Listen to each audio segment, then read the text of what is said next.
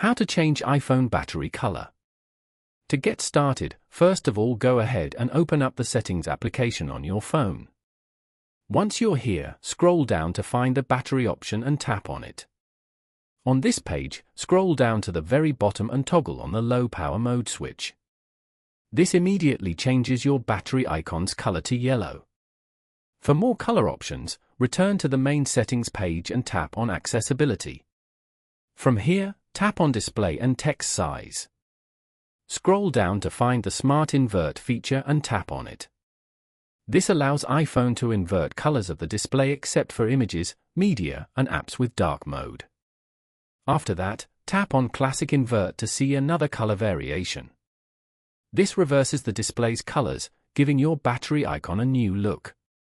Following these steps, you can easily change the battery color on an iPhone. Thank you for watching.